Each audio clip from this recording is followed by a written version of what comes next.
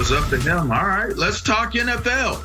Baker and the Browns, they were showing a lot of love on Sunday when 40,000 fans showed up for an open practice at First Energy Stadium. Last year, Cleveland won a playoff game. So, Joy, fans' excitement for the 2021 season? What is it? Fill in the blank. Oh, Cleveland. No, let me not mess with Broussard. It should be expected. It should be expected.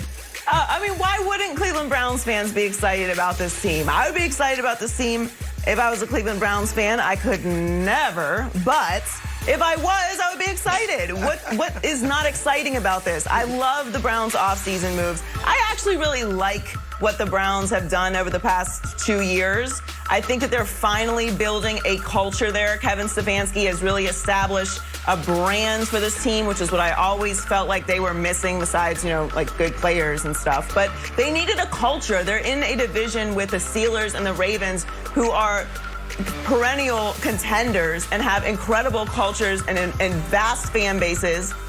And that's what the Browns needed. And the Browns are in a great position moving forward. They went 11-5 last season. Baker is playing for that big contract. You're getting Odell back. You still have Jarvis. Spent 5 of your 8 draft picks on the defensive side of the ball. Brought in Jadeveon Clowney. Brought in John Johnson III. I love what the Browns did this offseason. I thought they had one of the best offseasons of anybody in the league.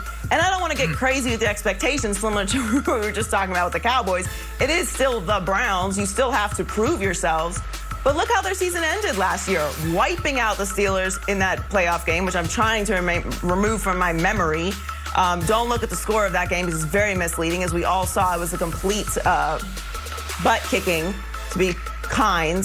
And then they had a competitive game against the Kansas City Chiefs. I think they have a lot of momentum going into this season. You're going up against an aging Ben Roethlisberger. Joe Burrow has said he's having some, issues in camp. While I love Joe Burrow, I still think the Bengals are a few years away from really contending in this division. So it's really just between you and the Ravens. And, Lamar Jackson's obviously great, but we still have to see what they're going to do going late into the postseason as well. So I think Browns fans should be really excited about it. Doesn't surprise me that they're out there excited for their team. And Baker is completely bought into this culture. He's bought into this system. He finally has a coach. They're not cycling through coaches every other year, where they love to do in Cleveland. I think they're in a great situation. Browns fans should be excited. Yeah, I filled it in with high. The fans should have high energy for this Browns team. They have probably the most elite offensive front in the game. They have one of the most elite receiving corps, rounded off with 2 tight ends. They added a situational pass rusher in Jadeveon Clowney. Doesn't have to be a world beater, can actually be the type of player he wants to be in Cleveland. And that guy right there, Baker Mayfield, he found himself later on in the season last year. There was something that took place. It was like Rain Man, or what was it, Cinderella Man. It wasn't Rain Man, it was Cinderella Man. He came out of the corner, hey, that ain't the same guy. All right, he went into those playoffs, and I believe that his identity was a little bit more defined. I think that type of confidence coming into this year is going to play and pay major dividends to those 2 guys right there, and Odell Beckham and Landry. Juice was his man. We get Odell, you get Odell back for this season. A lot of people have questions about what can he do, what will he be? Well, I'll tell you what, with the confidence that Baker Mayfield has right now, he won't feel that added pressure of how does Odell feel? What does Odell want? What fits within the schematics of what they want to get done? And I think that's going to benefit both Baker and Odell Beckham. And heck, let's triple down on it. It's going to benefit this entire offense for the Cleveland Browns. So they got the running game. They just got Chubb signed to a new contract. And like I said, the defense isn't a bad defense, but look for the offense of Cleveland Browns to be the ones that carry the load for this group. It should be high expectations for the fans right now. I'm filling in the blank with nostalgic. Nostalgic, all right? I was there the last time the Browns were special. I mean, I know it was 3 decades ago, but I was there. I've been in the dog pound as a fan.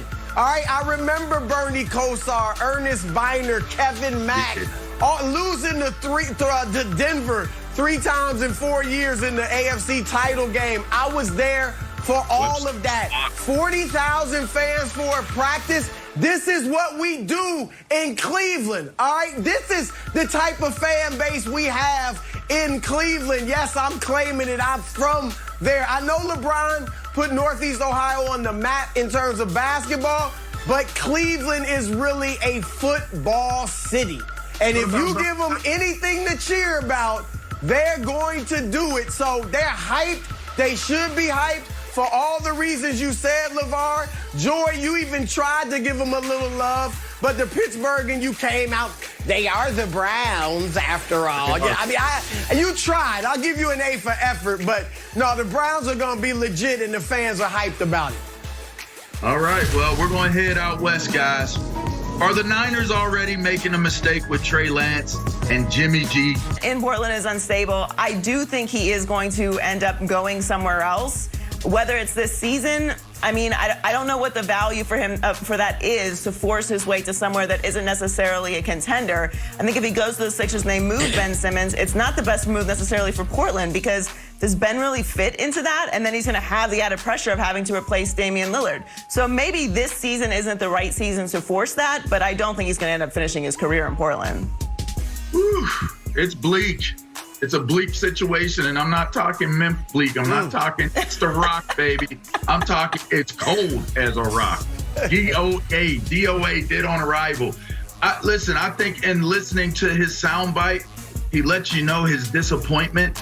Talking about this go-around, I like that because it keeps it open-ended.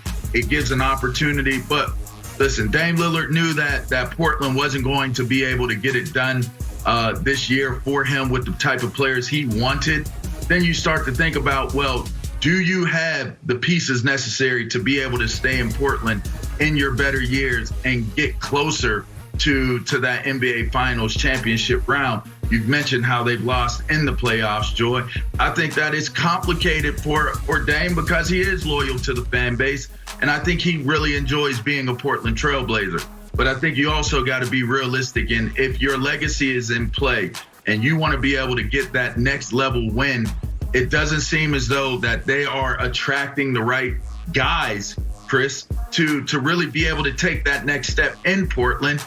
We heard that they hired a trainer that Dame Lillard is close to in Philadelphia.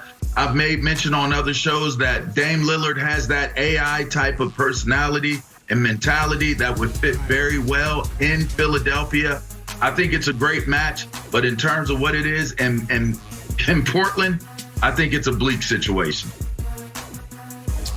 Well, before I fill in the blank, if I'm Cody Zeller and Tony Snell, ouch.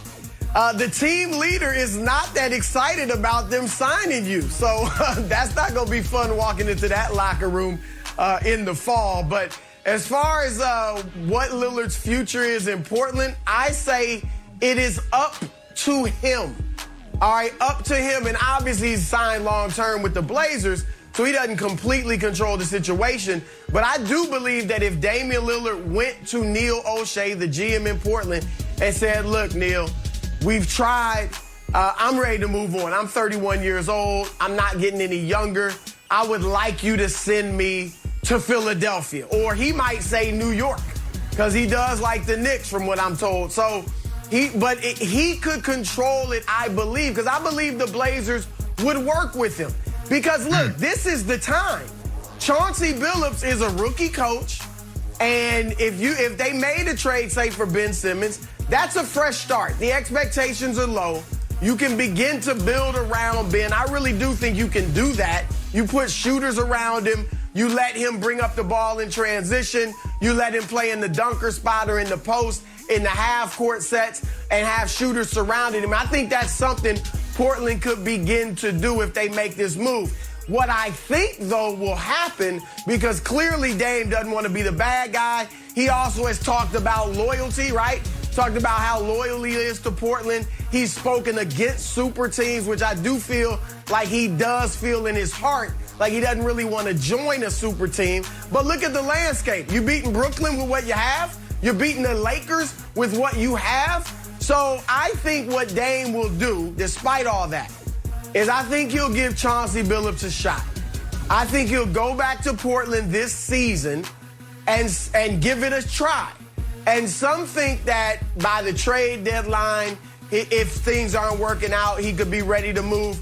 I don't think you should put that on the Blazers like that, though, because Chauncey in his first year, the last thing you want is to have the shadow or the cloud of Damian Lillard's future hovering over you for your first few months of your coaching career.